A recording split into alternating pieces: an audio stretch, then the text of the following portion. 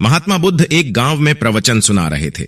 उन्होंने पास हुए लोगों के समीप अपनी मधुर वाणी से सभी को संबोधित करते हुए बताया कि हर किसी मनुष्य को धरती मां की तरह सहनशील तथा क्षमाशील होना चाहिए।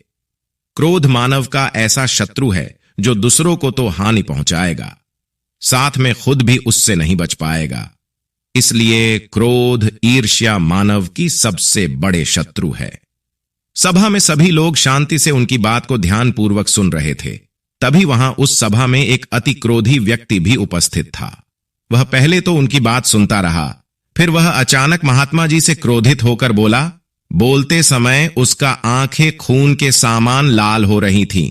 उसने बोला कि तुम ढोंगी हो, यहां बैठकर लोगों को बेवकूफ बना रहे हो। ये जो भी तुम कुछ कह रहे हो ना, इसको सचमुच करना बहुत मुश्किल है, समझे?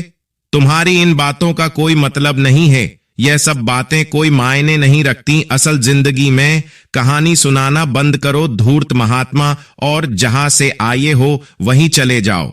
ऐसे कठोर वचन सुनकर भी महात्मा जी ने उस क्रोधी पुरुष का कोई विरोध नहीं किया और न ही उसकी बातों पर कोई भी प्रतिक्रिया दी। वह शांत रहे और अपना काम करते रहे, जिससे वह पुरुष और भी क्रोधित हो गया। उसकी समझ नहीं आया वह क्या करे। तब उस पुरुष ने महात्मा जी के मुंह पर थूक कर चला गया। अगले दिन जब उस व्यक्ति का क्रोध शांत हुआ और उसे अपनी गलती का पछतावा हुआ, तब वह आत्मग्लानि में जलने लगा और फिर उसने सोचा कि उस महात्मा से मुझे माफी मांगनी चाहिए। वह महात्मा जी की खोज में उसी स्थान पर गया जहां महात्मा जी कल प्रवचन दे रहे थे। लेकिन महात्मा जी वहां कहां मिलने वाले थे, वह तो अपने शिष्यों के साथ अन्य किसी गांव की यात्रा पर निकल पड़े ढे। वह पुरुष सब लोगों से महात्मा जी के बारे में पूछता उस स्थान पर पहुंच गया जहां की महात्मा जी प्रवचन कर रहे थे। तब उस पुरुष को महात्मा जी के शिष्यों ने उसे उनके पास जाने से रोका, लेकिन महात्मा जी ने अपने शिष्यों को आदेश दिया कि आने दे उस पुरुष को।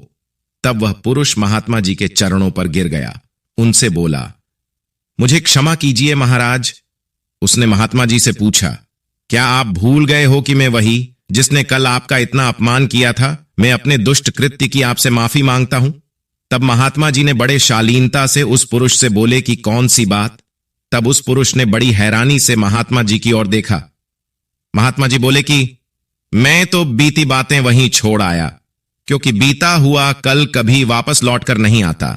इसलिए बीती हुए बातों की वजह से आज और अपना आने वाला कल नहीं बिगड़ना चाहिए। जो हो गया सो हो गया। तुम्हें अपनी भूल का एहसास हुआ, यही सबसे बड़ी बात है। तुम अपनी गलती को मान लिए, सो तुम अब निर्मल हो गए हो। इसलिए कोई भी ग्लानि अपने मन में नहीं रखो। अपने आने वाले कल के बारे में विचार करो और उसे सुधारने का प्रयास करो। महात्मा जी की बात सुनकर उस पुरुष के मन का भार हल्का हो गया और उसने महात्मा जी के चरणों को पकड़कर कहा, आज से मैं अपने क्रोध का त्याग करता हूं और धैर्यवान और क्षमाशील होने का प्राण आज से लेता हूं।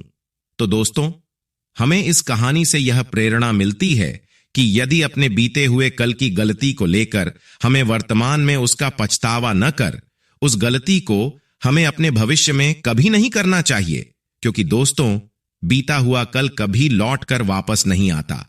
तो अगर आपको महात्मा गौतम बुद्ध की इस कहानी से कुछ सीखने को मिला हो, तो अपने दोस्तों के साथ इसे जरूर शेयर करें।